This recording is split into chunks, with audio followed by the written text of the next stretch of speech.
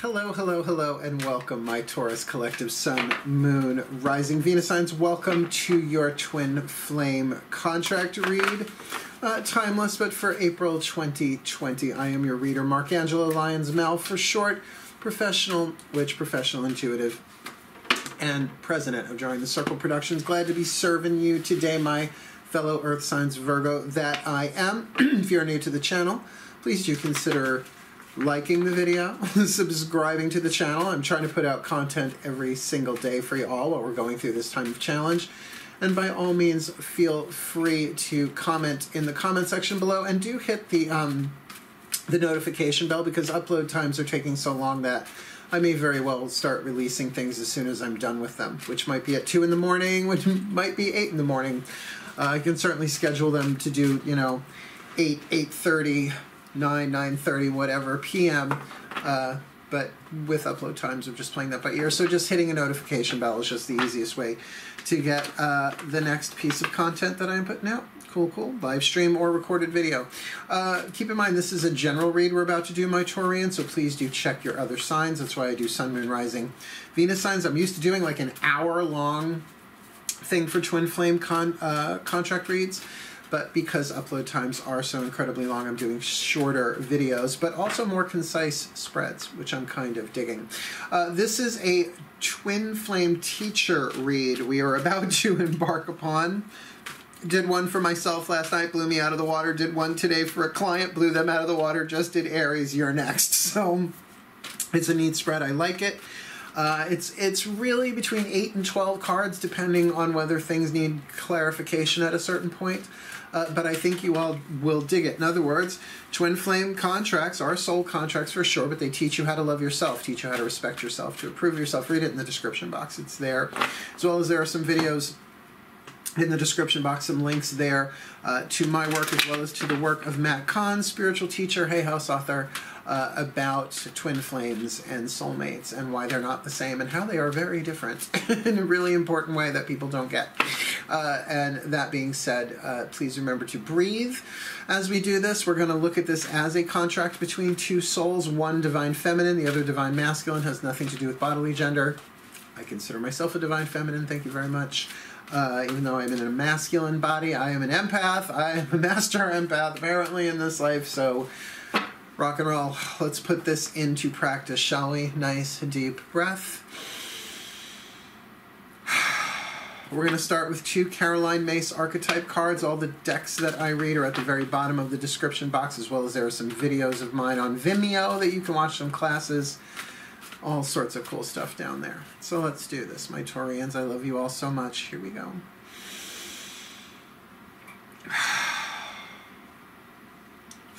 My collective pantheons of angels, gods, goddesses, masters, and the higher selves of all involved, please. 2 cards, one for the divine feminine. Hey, that's a flipper. One for the divine masculine in this Taurus collective Sun, Moon, Rising Venus sign Twin Flame contract, timeless, but for April 2020 otherwise, please, my collective pantheons, one for the divine feminine in this Taurus collective Twin Flamer, Twin Flame teacher, what they're going to learn from each other, what they're teaching each other, and one for the divine masculine. There we go. Timeless April 2020. Here's our couple. Remember, you might immediately identify with either one of them or both. Keep listening, right? Keep breathing. See what happens when you start talking about archetypal dynamics. There's usually a reaction in the body, even if subtle, one of repulsion or attraction, and both repulsion and attraction indicate you have the archetype or are dealing with it in some way, shape, or form. And these aren't so horrible. I mean, the shadow of every archetype is icky.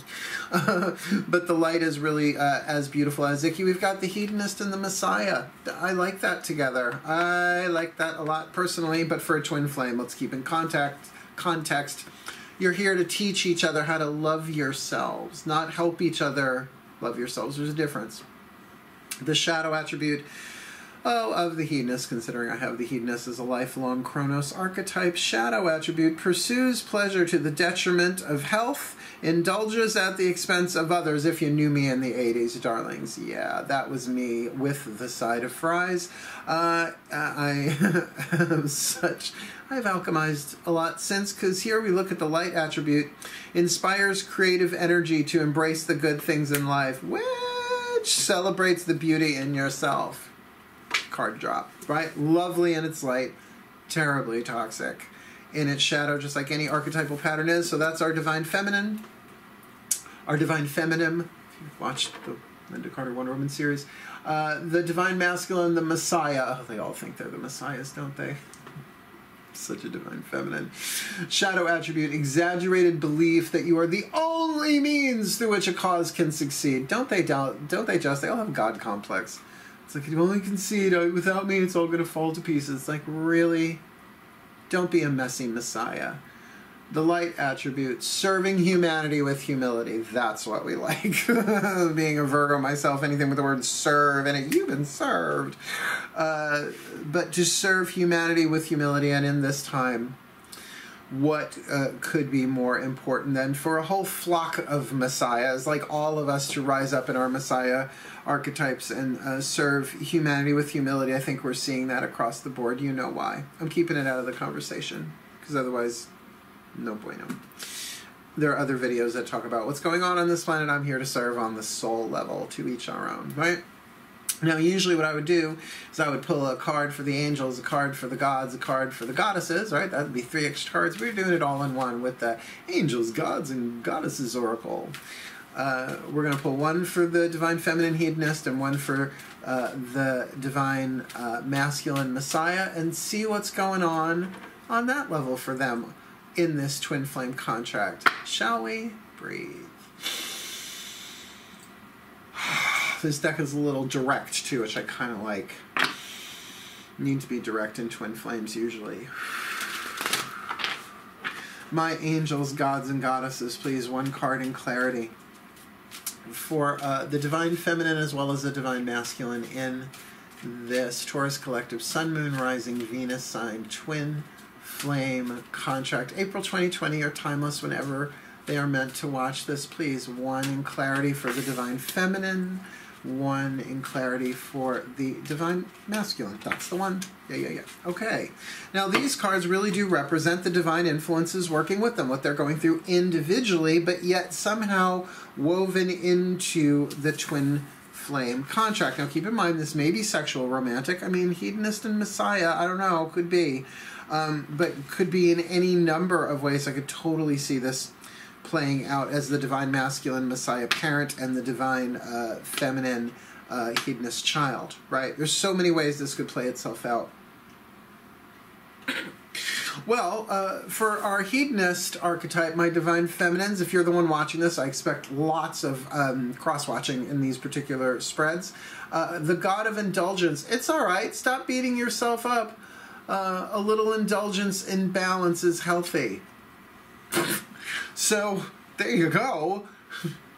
Looks like we know who won this reading, right? The divine feminine hedonist. Woo, girl, work. Work it, play it, have fun. The god of indulgence, which I have to say is Dionysus. I really like that thing on its forehead. Do you think I could make that work? No, I don't think I could. The god of indulgence. It's all right.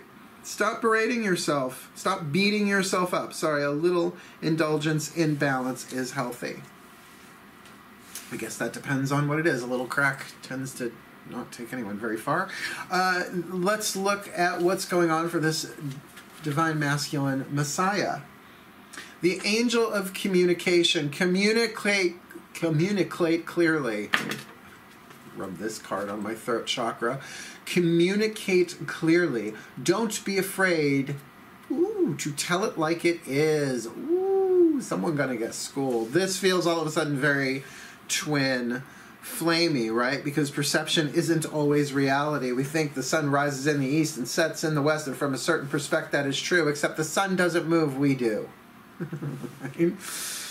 Woo! Tell it like it is. So it does feel like perhaps this Messiah isn't thrilled that the hedonist is getting away with being a hedonist and indulging, and might feel the need to communicate that. That's why I'm not so sure this is a lover romantic thing, but again, this could play itself out in a billion different ways throughout a quantum collective, particularly for Taurus. Let's get another one for both of them. Complete. I'm getting 3 on each side. One for her, remember, not about bodily gender. One for him, same deal. So let's ask the higher selves of all involved for each of them. What's going on in this? You can kind of see they're teaching each other something. Breathe. Okay, higher self collective. What is the whisper of love? For the divine feminine hedonist and the divine masculine Messiah in this Taurian collective sun, moon, rising, Venus sign twin flame contract for April 2020 or timeless, whenever they are supposed to watch it, please. From the higher self for the divine feminine, what do we got there? And from the higher self for the divine masculine, what do we got there? Good, good, good. All right, let's see. So we've got the divine feminine hedonist with the god of indulgence. I really want to date him. I don't know that he'd be a good husband, but for a weekend. Back to what you love. Your current situation is giving you an opportunity to reevaluate what you want. Get back to what you love. Which, as a hedonist, I can think of several things, but most of them involve other people, and I'm sheltering at home by myself. Oh my god, a massage. What I would do for a massage. I am willing to barter for someone who's actually an LMT, not just somebody who wants to rub my arm and then I read your cards for 3 hours. No. I want live and let live, fairly take and fairly give. I get that. Get back to what you want. So this is why I think these readings are good if you are not with people. Let's just say in a solitary position, living alone, etc., or at a distance from those people that might be considered twin flamers in your life. Because really great opportunity. There's a lot of self-nourishment here, but I get the feeling this Messiah ain't too thrilled. Aww, but I like this card a lot. It's I love you, and it's the same thing on both sides. It's the same picture. I love you. These are very important words. I love you. If that's what the angel of communication is telling them to communicate, I love you. I love you. I'm sorry. I love you. I can't fix this one. I'm not the only means through which this cause can succeed, but in this relationship, I just want you to know that I love you. Look, my father was a twin flame. My father and I were twin flame contracts. I loved him very dearly, but he could never give me the love that I needed from a father to give me. I literally had to give that to myself, and now as a father archetype older in my life, I'm doing exactly that. So I love you. I love you. There is love here. Just because it's a twin flame contract doesn't mean there isn't love. It just means that you cannot, the opposite partner your twin cannot give you the love that you want them to. That you have to get for yourself. Give to yourself. Get it, twin? Yeah. Sucky, I admit, but really, really helpful. And then becoming your own soulmate. And then when you become your own soulmate, they bring you soulmates, we have them in our lives too. My mom is my soulmate, one of many, right? But at the same time, the sexual, intimate, romantic kind, I haven't seen a whole hell of a lot of those, at least in my life. I've dated and been with, I believe, mostly twin flames to prepare me, right? So we'll see. That's what these reads are for, to kind of learn from your twin flame so you can be the soulmate, not just to yourself, but to your type of soulmate you want. Nice deep breath. Let's ask the Ascended Masters of Twin Flame Contracts, because when you've got their number, you might as well call. With the Chuck Spezzano Love Pack, 4 suits in here. The suit of the problem, the suit of healing, the suit of grace, and the suit of luck. We're just going to pull enough of these cards to get a picture, particularly if we keep getting problem cards. We're going to keep going until we get a healing, luck, or grace card. You'll see. This is where the number can variable between 8 and 12 cards. Here we go. Breathe. My Ascended Masters of Twin Flame Contracts, please. Let's start with a card. What's going on here between these two? this Taurus collective Sun, Moon, Rising, Venus sign, twin flame contract for April 2020 or timeless whenever they say it, please. Something from the love pack, please. What are we looking at here? All right, well, we've got a card of enjoyment here, and that is one of the suit of luck. So, I mean, what is luck? It's right place, right time, but it's the real experience of the full divine plan for a particular moment. So that certainly seems to speak to this hedonist. I think this hedonist and this Messiah probably do enjoy each other to a certain extent. Like you can enjoy somebody in a twin flame relationship, just when it comes to other aspects of it.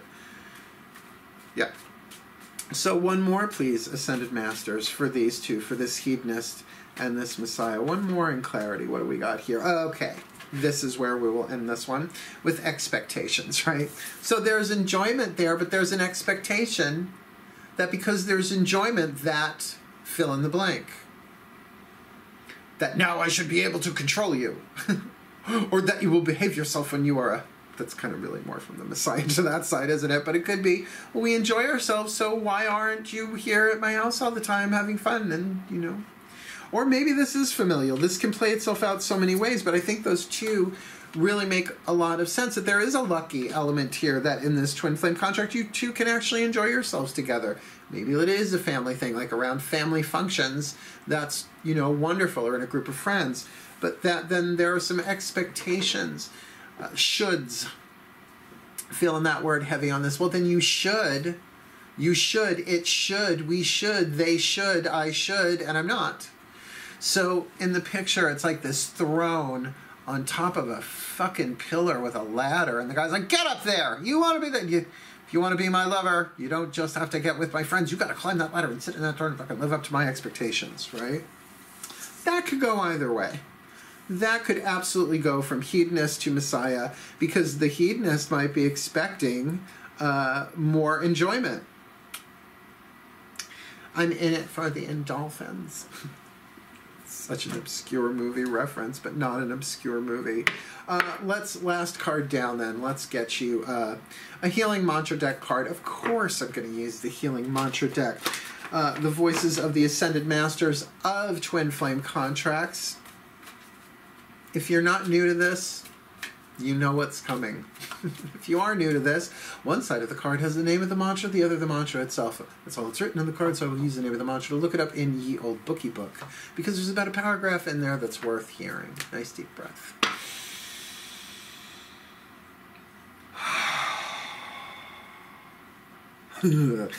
Oh, my Ascended Masters of Twin Flame Contracts, please. One card, just one healing mantra, the perfect healing mantra, please, for this Aries, Taurus, I keep doing that, Taurus collective Sun, Moon, Rising, Venus sign, Twin Flame Contract here. Doesn't matter who sees it, doesn't matter who says it, but somebody's got to say it.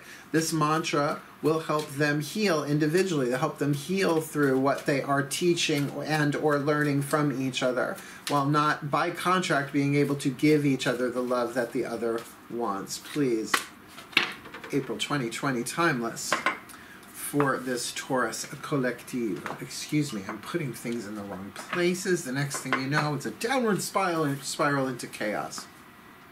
Sharing shame. When I share my deepest pain, I give myself permission to be.